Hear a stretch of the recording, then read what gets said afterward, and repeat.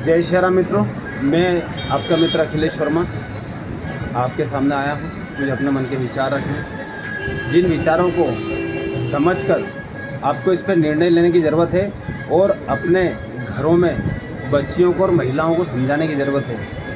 क्योंकि मैं कुछ दिनों से देख रहा हूँ कि जितना ज़्यादा विरोध हो रहा है उतना ज़्यादा ऑनलाइन का ट्रेंड और बढ़ता जा रहा है। और मेरा ये मानना है कि ऑनलाइन वाला आपके साथ में वो व्यवहार नहीं कर पाता है जो व्यवहार एक अच्छा दुकानदार कर पाता है।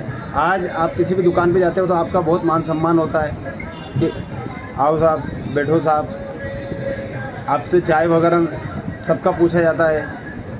लेकिन अगर एक ऑनलाइन दुकान वाले को, ऑनलाइन शॉपिंग वाले को देखा जाए तो एक तो वो जगह निर्धारित होती है, आपको उस जगह पे आप बोलते हो कि हमको घर बैठे सामान मिल जाता है। घर बैठे सामान कैसे मिलता है, कैसे मिल रहा है बताओ। वो आपको एक निर्धारित जगह बुलाएगा। अगर आप आसपास के गांव के हो तो आपको बोलेगा वहाँ तक डिलीवरी नहीं, आपको यहाँ आना पड़ेगा।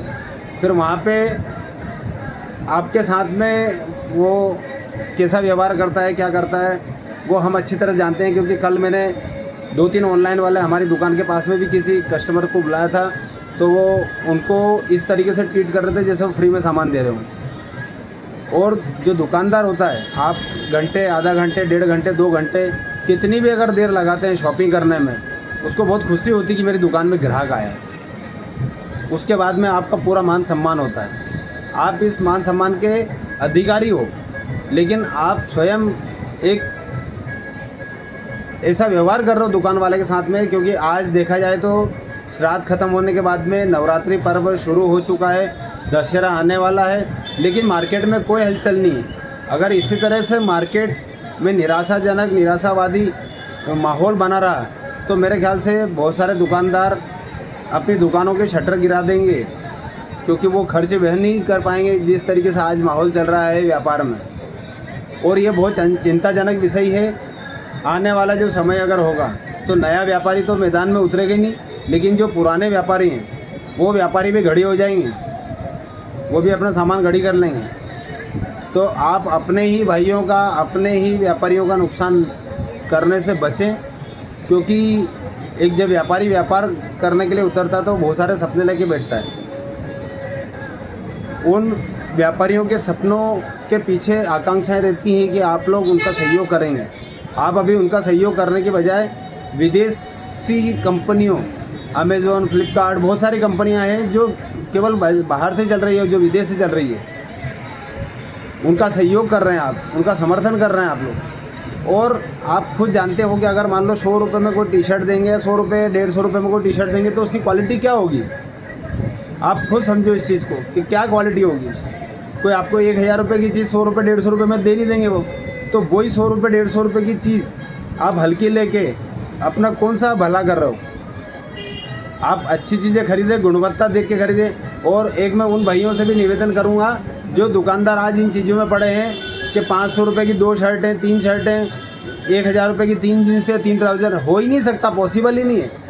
वो उसके घर से नहीं देगा और नई ऑनलाइन कंपनी वाला अपने घर से देगा। तो इन प्रलोभन में नहीं आए, ये कुछ समय का है। आप अच्छी गुणवत्ता वाली चीज़ें, अच्छी चीज़ें उचित दाम देकर मार्केट से खरीदें, ऑफलाइन मार्केट से ही खरीदें। ऑफलाइन मार्केट वाला बहुत सपने लेके बैठा है और इन त्योहारों से उसको बहुत उम्मीद है। उसकी उम्मीदें बिल्कुल क्षीण हो रही है ये मार्केट का माहौल देख के।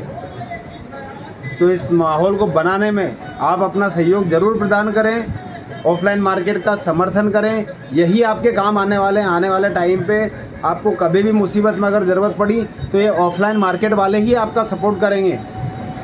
बहुत सारे व्यापारी के पास में से ग्राहक आते हैं जिनके पास में अगर उसने 500 रुपये खरीदी कर लियो, उसके पास में 400 रुपये उपलब्ध है।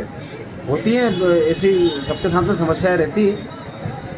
उसने सपोजिंग 500 रुपये का सामान पसंद कर लिया और 400 रुपये ही उसकी जेब में, तो वो व्यापारी उसको ये नहीं बोलेगा कि 100 रुपये के लिए तू सामान रख दे। बिल्कुल वो आपका सपोर्ट करेगा, वो आपको बोलेगा ठीक है भाई साहब, आते आते दे जाना। और ऐसे हमने बहुत सारे उदाहरण देखे। मैं भी 25-26 साल से व्यापार कर रहा हूँ, हमारे साथ भी ऐसा होता है। बहुत सारे कस्टमर ऐसे आते हैं जो भैया मेरे पास में अभी इतने नहीं, चलो ठीक है कोई बात नहीं, बाद में दे जाना। वो दे के गया तो भी ठीक है, नहीं दे के गया तो भी ठीक है। जब वो अगली बार खरीदी करने आएगा तो अगर वो पिछला पैसा याद भी नहीं करता तो हम लोग नहीं बोलते चलो ठीक है ग्राहक अपने ही अपने लोग हैं। लेकिन ये अपनापन आपको ऑनलाइन मार्केट में नहीं मिलेगा। उसको तो आप OTP नहीं दोगे तो सामान नहीं देगा, पैसे तो बात की बात है, आप OTP नहीं दोगे तो सामान नहीं देगा। और हम लोग आपका पूरा समर्थन करते हैं, आपका पूरा सपोर्ट करते हैं, तो आप लोग भी हमारा पूरा सपोर्ट करें, पूरा समर्थन करें, यही आशा है, यही उम्मीद है। ऑफलाइन मार्केट को ख़त्म ना होने दें। जय श्री राम।